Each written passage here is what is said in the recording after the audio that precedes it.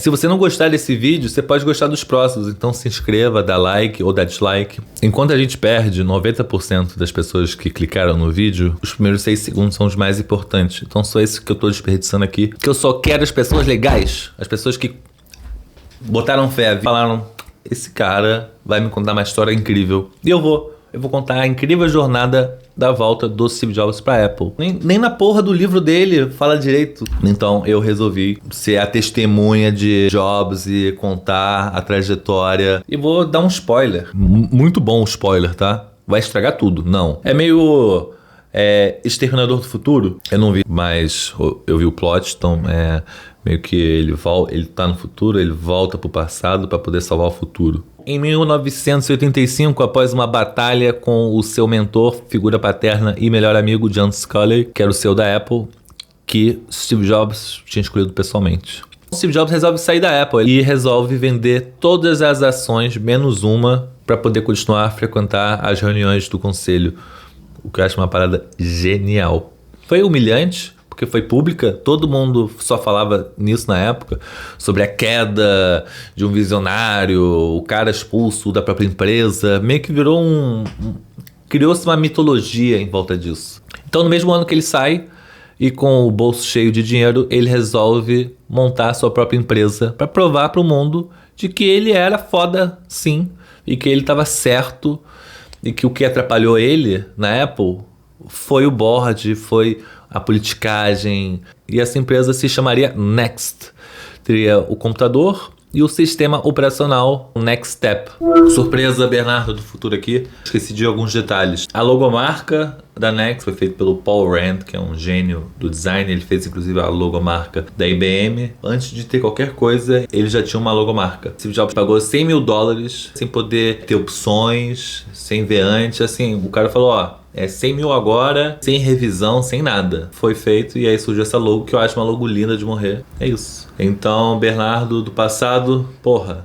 O Next Step era um sistema operacional muito à frente do tempo. Com a frente do tempo, o Next Step foi lançado em 1988. Então eu vou mostrar para vocês os sistemas operacionais de 1988.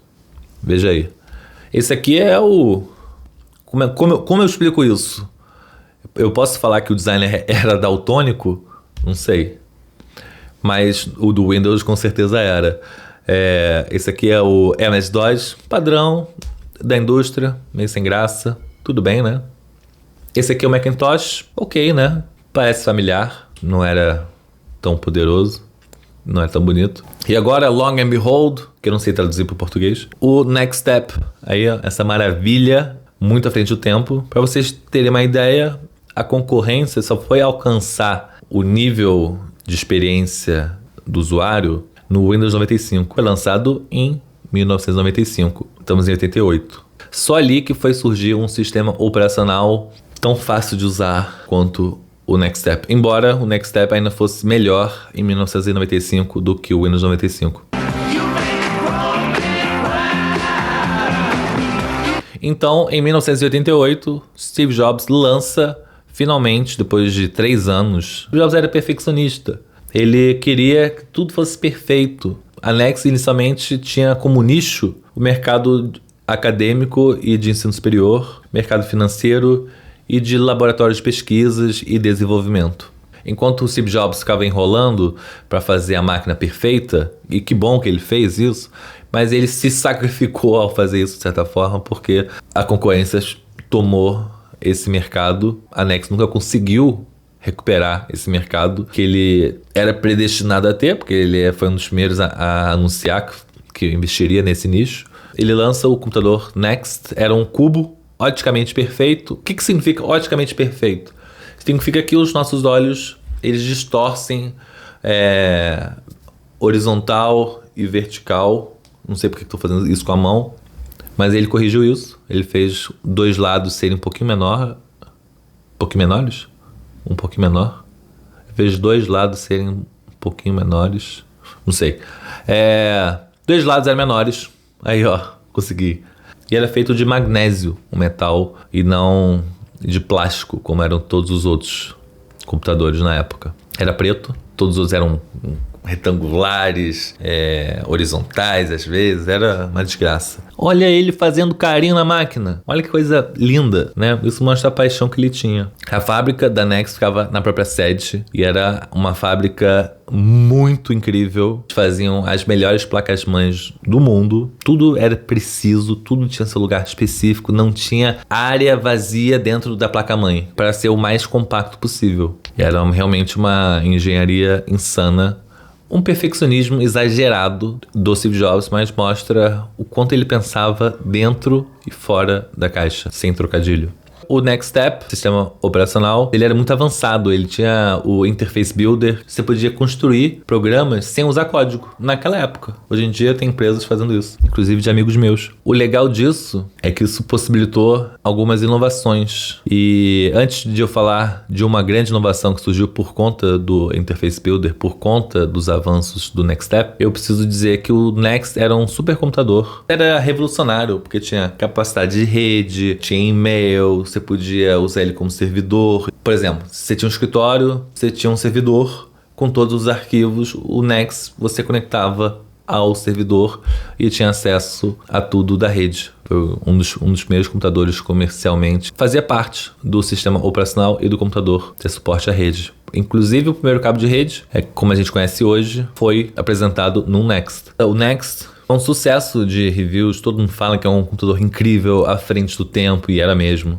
Que valia cada centavo, custava $7.500 o modelo básico, né? E, como vocês podem imaginar, com esses reviews maravilhosos, dizendo que valia cada centavo, é lógico que foi um fracasso. Foi um fracasso. Mas será que foi um fracasso? Em 5 anos vendeu 50 mil unidades. Isso é um fracasso? O Macintosh vendia 50 mil a cada 10 dias. E a Next vendia 50 mil a cada 5 anos. Mas uma dessas 50 mil unidades, no fim da década de 80, foi parar na Suíça, no CERN. CERN é o maior instituto de pesquisa de partículas do mundo. É onde tem, hoje em dia, o colidor de partículas. Mas lá tinha um cientista na época que tinha uma visão. Ele queria ter acesso a pesquisas do mundo inteiro de uma forma fácil. Porque antes, você quer pesquisa? Então, vou te mandar o disquete. E aí um disquete não era compatível porque o cara tinha feito ele num formato para Mac e o outro tinha um Windows, e demorava pelos correios. Quando chegava, às vezes a pesquisa já estava desatualizada. Então ele queria uma forma de conectar todos os cientistas do mundo.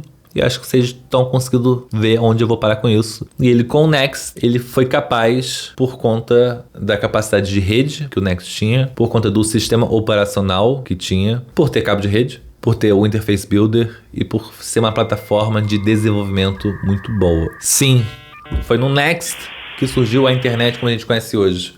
Então, esse cientista, que se chamava Tim Berners-Lee, inclusive ele foi homenageado nas Olimpíadas de 2012 em Londres, como vocês podem ver aqui. Não sei porque que a tela está em branco. Ele criou a internet. Ele criou o primeiro browser, chamado The World Wide Web. Ele criou o protocolo www. Ele criou o HTML, porque ele queria que a internet fosse compatível com qualquer dispositivo. Então ele criou um padrão para a internet, para troca de arquivos e sites. Inclusive ele criou o primeiro website, é o primeiro site da história da internet que ainda está no ar. Eu vou botar o link aqui embaixo, tá? E para completar, como o Next tinha capacidade de rede, ele transformou o Next num web server. Então o primeiro web server do mundo foi o Next. Então foi um fracasso? E o Tell Me, se hoje você está me vendo aqui, é muito por conta dessa empresa fracassada que todo historiador resolve, por algum motivo, pular. O Next também revolucionou de outras formas, como música.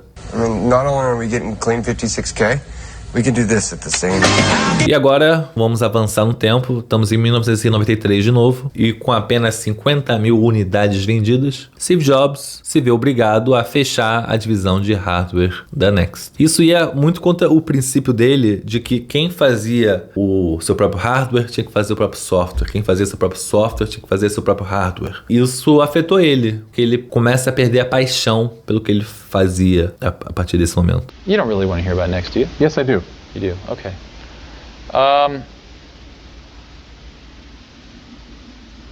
Well, maybe the best thing, since we don't have much time, is I can just tell you what Next is today, Yeah, rather than the whole that's history. fine.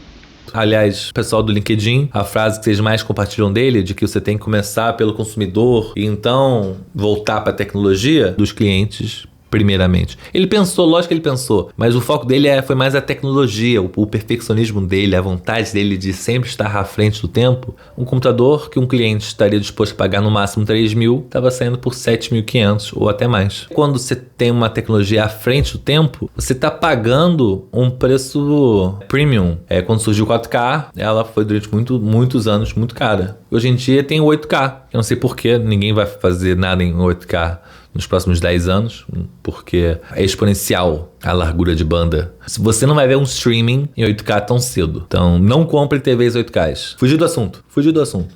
Então, esse foi um aprendizado que o Steve Jobs teve na Next. Porque ele não tinha quem culpar além dele mesmo. Ele era o dono de tudo, ele tomava todas as decisões, ele que freava, ele que adiava tudo para poder ficar do jeito que ele queria. Então, em 1993, a Next se torna uma empresa de software. E para manter a Next viva, eles transformam o NextStep em OpenStep. E com isso, o sistema operacional se torna independente de processador. Ou seja, rodaria em IBM, PowerPC, Motorola, Intel, AMD e qualquer outro processador que pudesse surgir no futuro.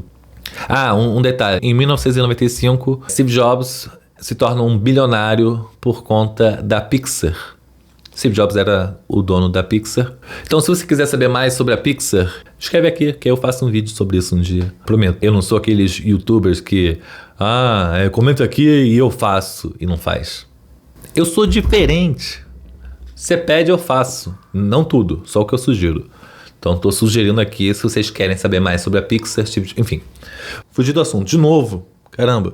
Isso é muito incrível, porque, por exemplo, até hoje o Windows só roda bem Intel AMD. E de tempos em tempos eles tentaram com o Windows 8 fazer isso, não funcionou. Então, com o advento da internet, sempre quis usar essa palavra advento, não sei se usei da forma correta ou não, mas com a internet surgindo, a Next desenvolveu uma tecnologia chamada Web Objects, que seria uma forma de você construir sites modulares e até e-commerce usando essa tecnologia. A Next criou o primeiro site da BBC, o primeiro site da Disney e o primeiro e-commerce da Dell. Agora eu vou contar um fun fact. A Dell resolveu criar um site para poder vender online e usou a tecnologia Web Objects. Em pouco mais de um ano, a Dell, que não figurava entre o top 5 de computadores mais vendidos, se torna a segunda mais vendida, por conta do e-commerce feito pela Next. E com isso, a Dell se torna a gigante que a gente conhece hoje, por conta do Steve Jobs. Ironia, né?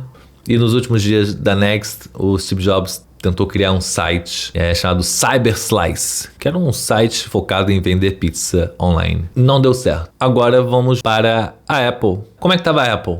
A Apple, em 1996, estava à beira da falência. Já estava no seu terceiro CEO, e esse terceiro CEO era o Gil Amelio. O Gil Amelio era uma boa pessoa. Errou em várias situações, mas ele teve um acerto. E é uma qualidade pessoal dele. Ele nunca deixou de acreditar que a Apple poderia ser salva. E com isso ele foi em busca de um sistema operacional que pudesse sustentar a Apple no futuro. Porque estava na revolução digital, da internet surgindo, de videozinhos online. O mercado de informática estava se modernizando e o sistema operacional da Apple não estava dando conta do recado. Então a Apple precisava de um novo sistema operacional se quisesse sobreviver de fato. E tinham dois. Tinha o BOS, que era feito por ex-funcionários da Apple, e tinha o NextStep, OpenStep, que era do Steve Jobs. O Gil Amelio acabou gostando mais do NextStep, que já estava mais amadurecido, para você ver como era à frente do tempo. E o Gil Amelio vai na casa do Steve Jobs. O Steve Jobs recebeu ele descalço e foram passear. E foram passear durante horas pelo bairro. Steve Jobs concorda em vender a Next para a Apple. E no final de 1996, a Apple compra a Next e Steve Jobs volta para a Apple. Tudo que o sol toca na Apple tem tecnologia Next. E eu vou falar mais disso no próximo episódio. Esse aqui foi o episódio 2. Calma, o primeiro não foi lançado ainda. Aí eu vou começar pelo 2, que foi esse. Aí depois tem o primeiro, que é o segundo, que é o próximo. Não. O próximo é o terceiro. Enfim, eu vou melhorar isso. É porque eu queria começar pelo meio, porque o meio ninguém falou. E depois eu vou falar sobre o legado, né? que é o episódio 3, que é a volta do Steve Jobs à Apple e o que ele fez. E eu vou contar como tudo começou e o papel de uma empresa que você não espera, Xerox. Pois é, Xerox mudou o mundo. Quer dizer, eles não mudaram o mundo, né? Porque eles vacilaram. Mas, enfim, spoiler, fica pra próxima.